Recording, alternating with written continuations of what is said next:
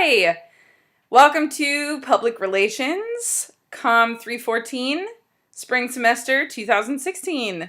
My name is Megan Orchowski. I am your lovely and talented professor. And I thought I would make you sort of a first week video welcoming you, getting you kind of introduced to the course and the syllabus. And yeah, I am making it here in my home with my cat Titus. He is cozied up on my lap, and I told him we were making a video, and he's a cat, so he was like, well, do whatever.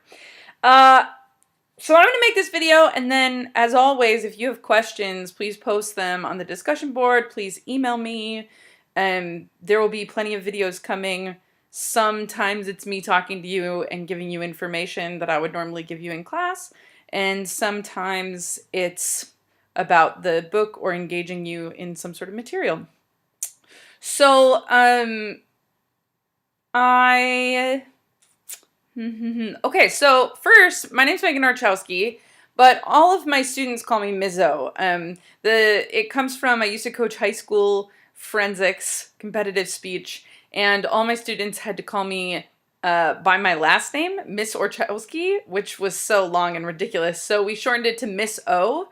And then when I got to graduate school, a friend of mine ran it together and she called me Mizzo.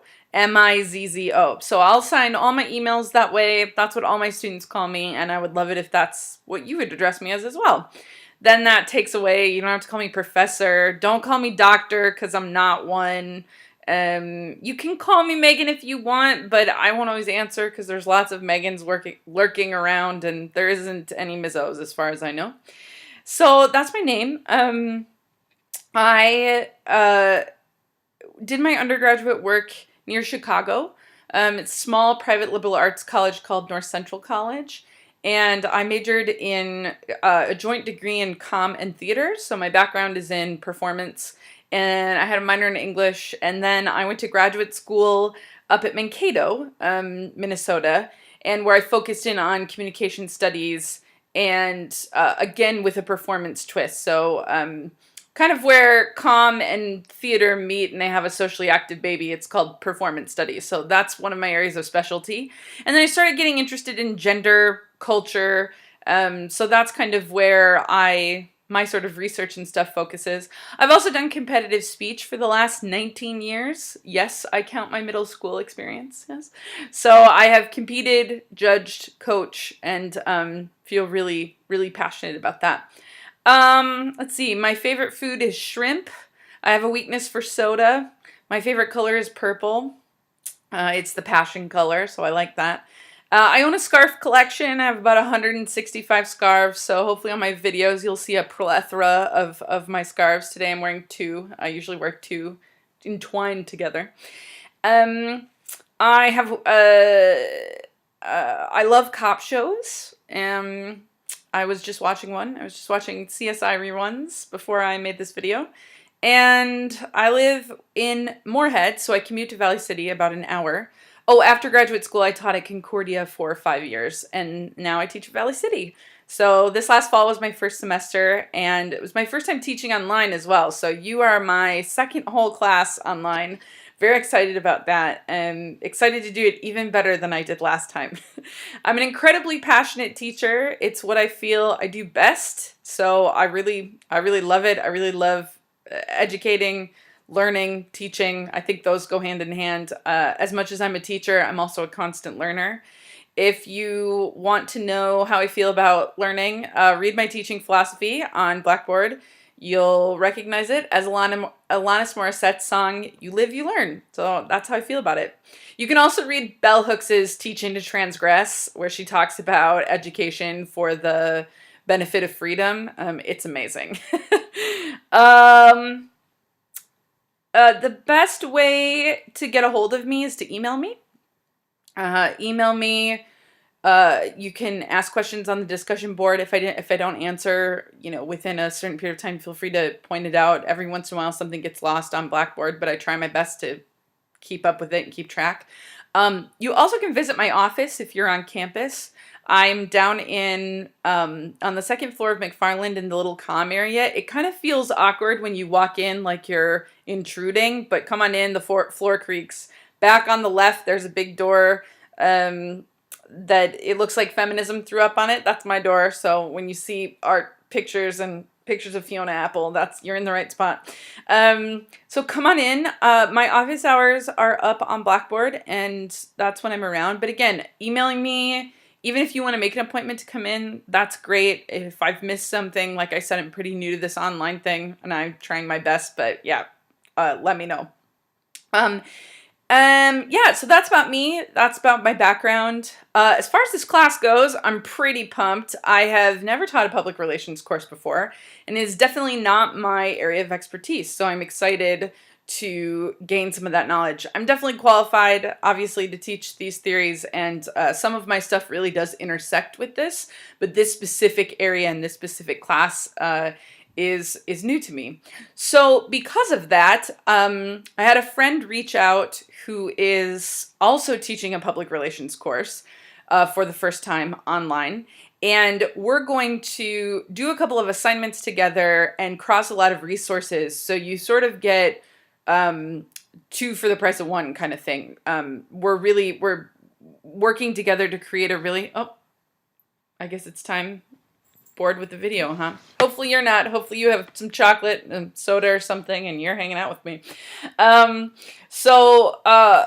The professor of that course is named Julie Walker, and I'm going to post a video soon of her and I talking to each other and explaining sort of how that came to be, and so you'll get lots of information on that.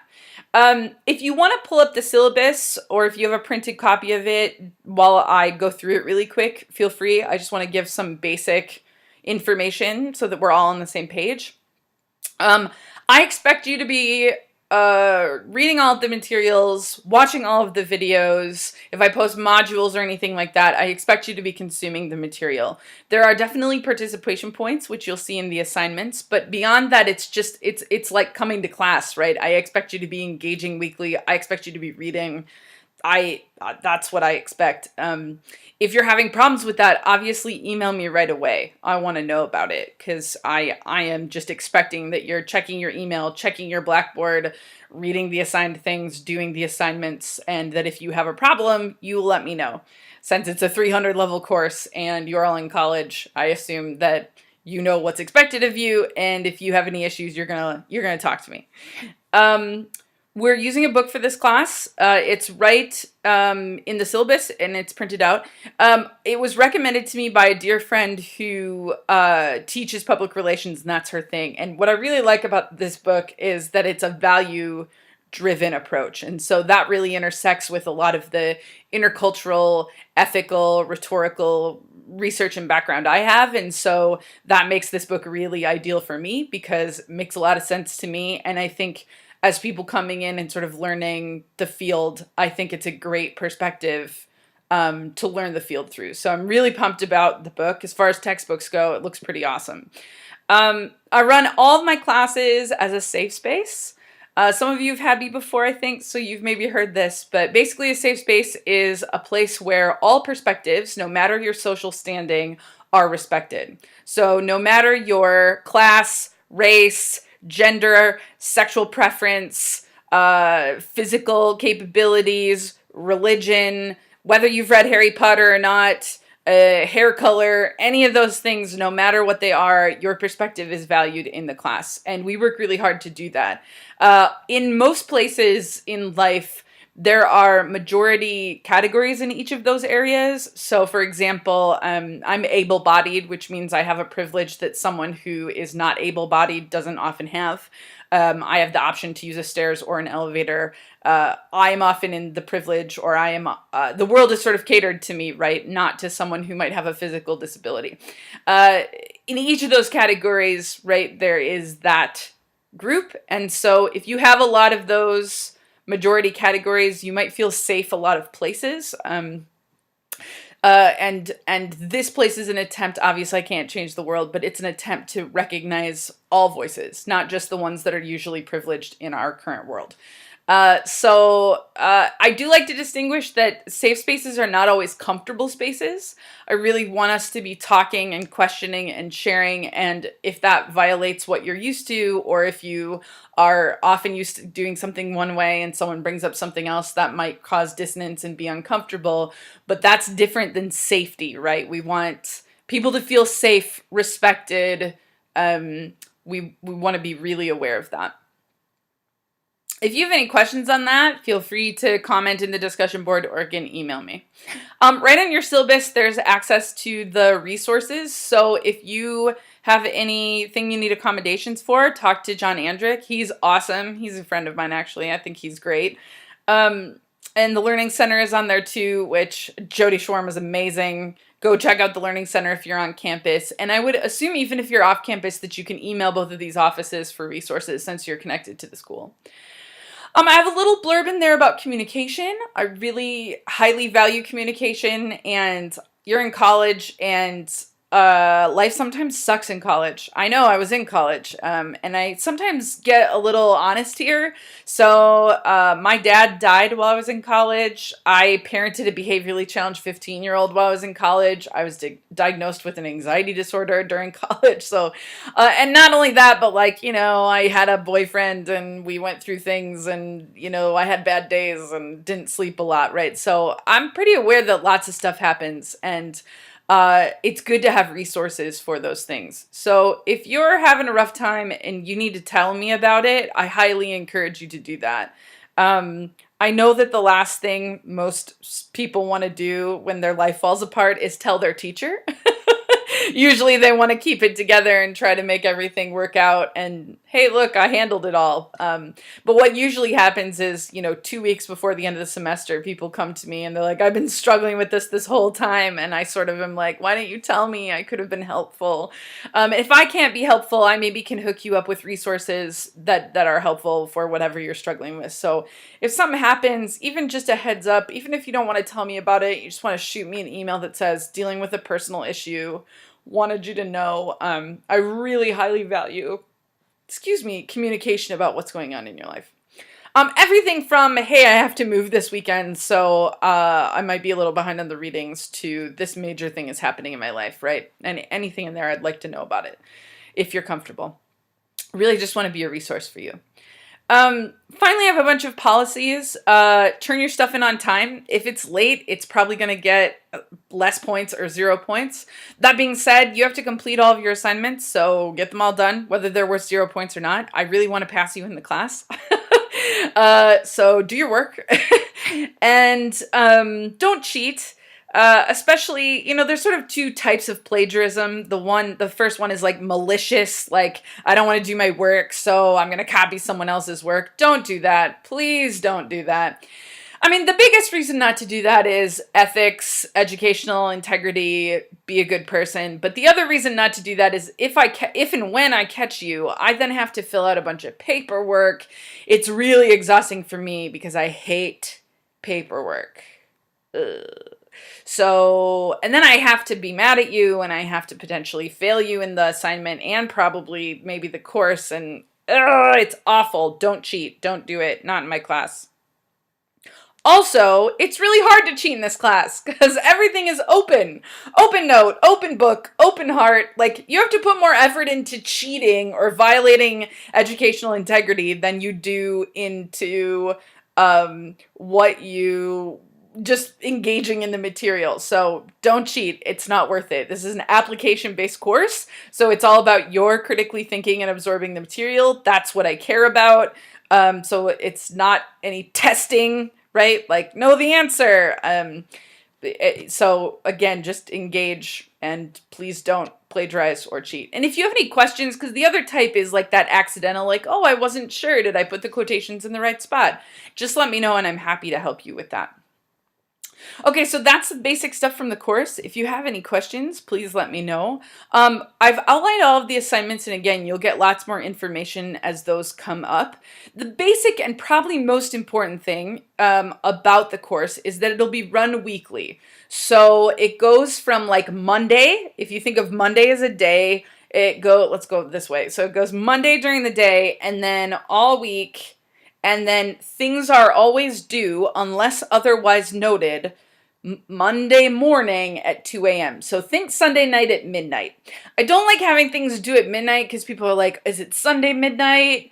Is it this midnight or that midnight, right? Because it's right in the middle. So Sunday evening into Monday morning at 2 a.m. So you think Sunday midnight with a couple extra hours. I like making things due at 2 a.m. because then if there's a computer problem, you aim for midnight, and then computers are tricky beasts. If something happens, you're still good to go.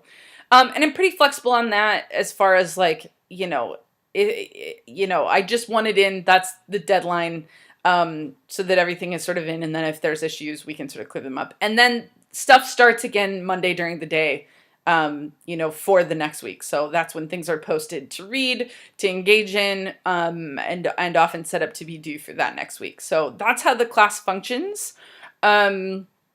Like I said, you'll be getting more information, and you hopefully have been doing the readings for this week and watching this video and doing your selfie intro. And please make sure you're reading everyone else's selfie intros. The biggest thing that I have found I struggle with online courses is finding a way to create the connection and the engagement in the classroom. I know people try lots of different things, and I'm trying some different things because I found that people use online classes where they just do the minimum work that people make them do, and there isn't a lot of connection, and I want to really get away from that. I don't want to force you to do stuff. I want you to engage.